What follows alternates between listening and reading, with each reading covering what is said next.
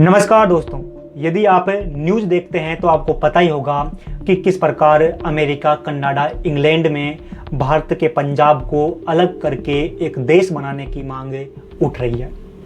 भारत को ही देखें तो भारत के पंजाब में सिखों ने लंबे आंदोलन किए हैं कि पंजाब को भारत से अलग करके एक देश बना दिया जाए। क्या कभी जानने की कोशिश की है कि इस समस्या की जड़ें क्या है? शायद आपने ऑपरेशन ब्लू स्टार का नाम तो सुना ही होगा, जिसके परिणाम स्वरूप हजारों की संख्या में सिख मारे गए थे।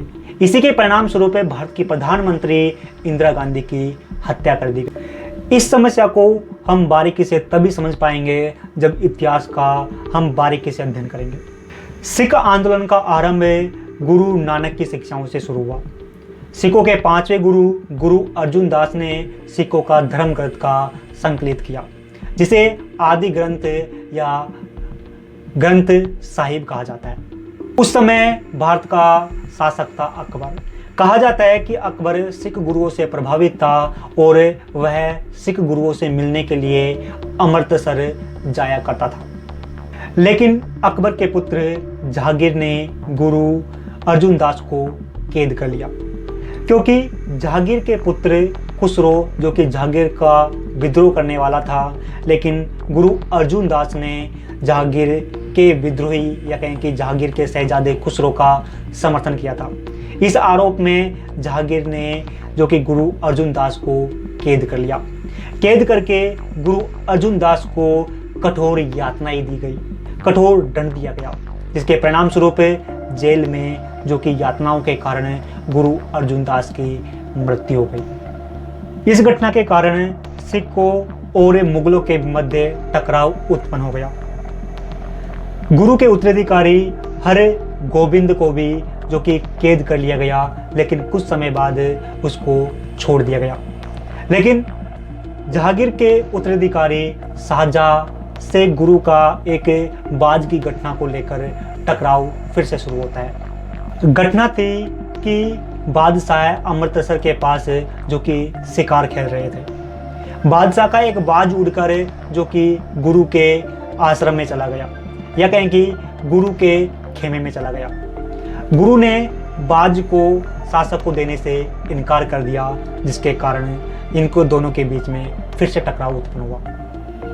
फिर कुछ समय बाद एक और टकराव हुआ, जब गुरु जालंधर के पास एक नया नगर बसाने का प्रयास कर रहे थे।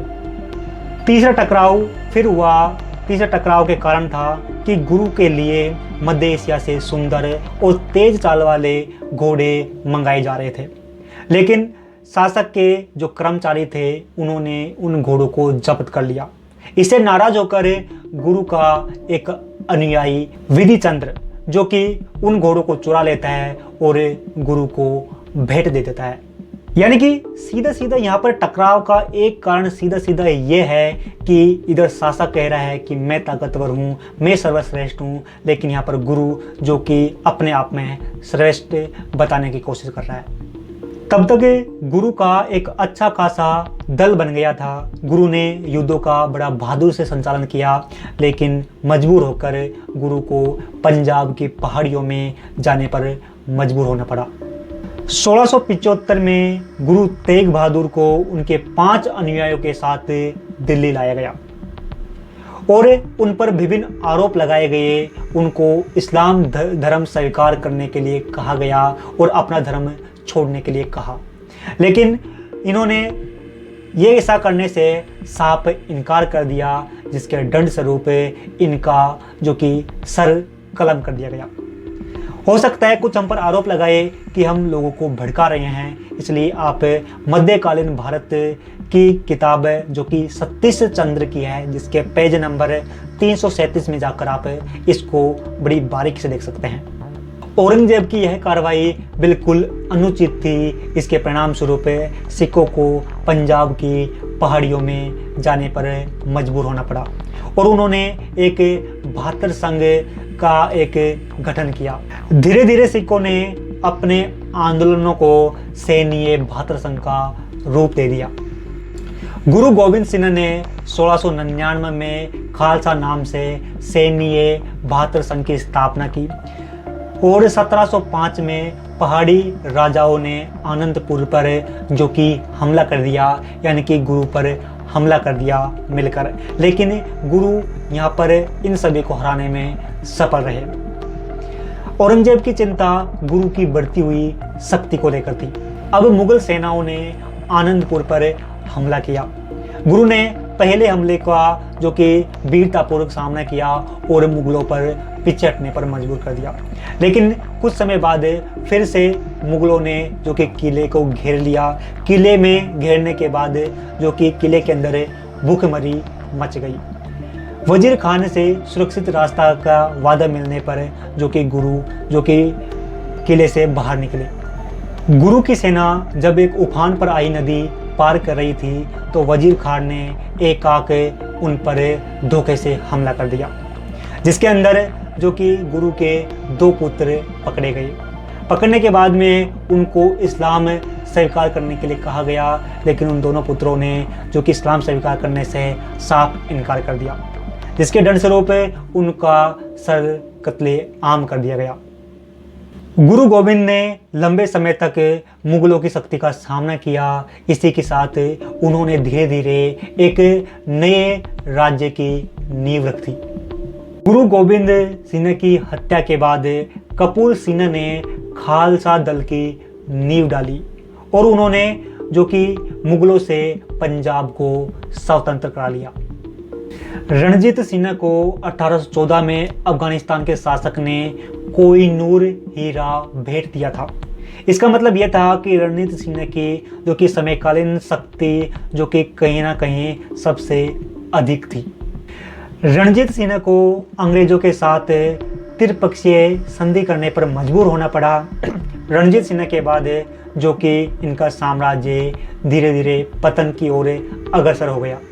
अकाली आंदोलन, जिसे गुरुद्वार सुधार आंदोलन के नाम से जाना जाता है, इन्होंने जो कि भारत को अंग्रेजों से आज़ाद कराने में महत्वपूर्ण भूमिका निभाई थी।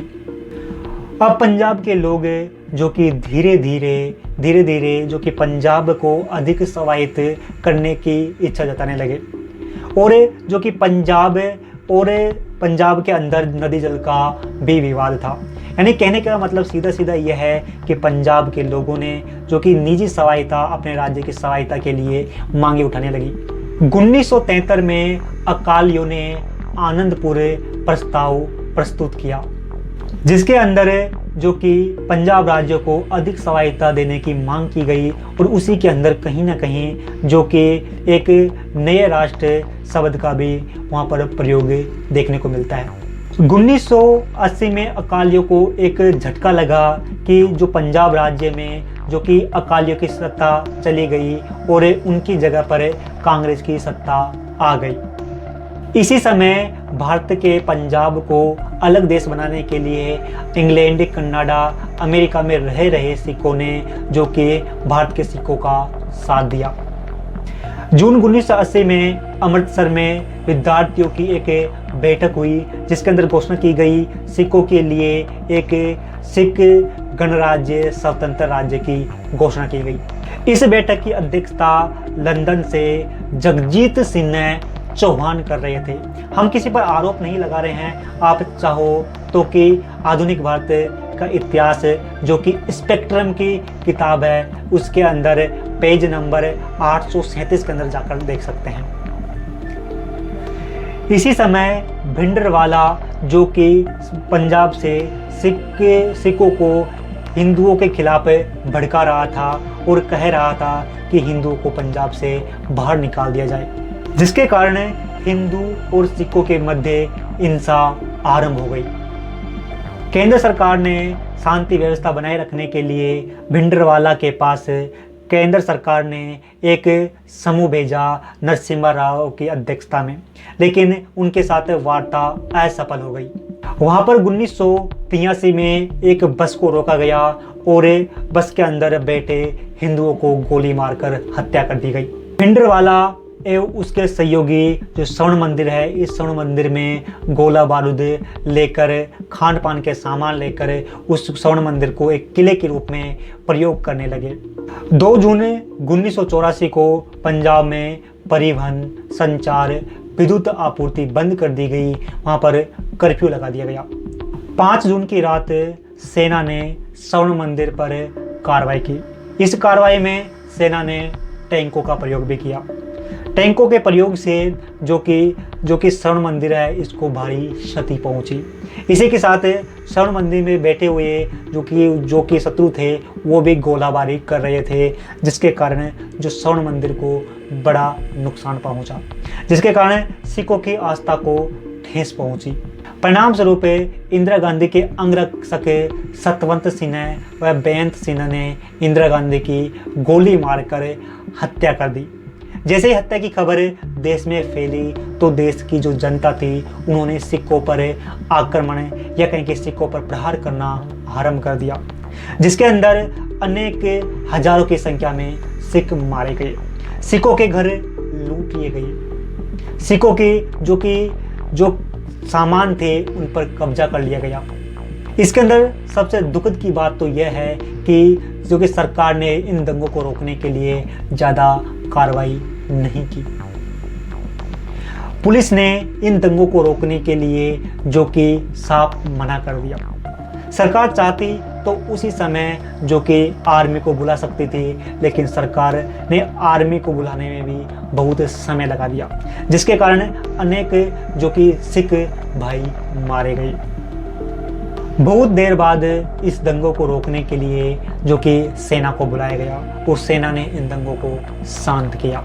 ये हमारे लोकतंत्र पर जो कि एक कलंक है, जिसके कारण कहीं ना कहीं सिखों के अंदर जो कि अलगाव की भावना और अधिक तेजी से उत्पन्न हुई। और वर्तमान समय में जो विदेश भारत की जो शत्रु है जो कि पंजाब के अंदर जो खालिस्तान समर्थन जो भावनाएं हैं उनको और बढ़ा रही हैं। फिर मिलते हैं अगले टॉपिक पर।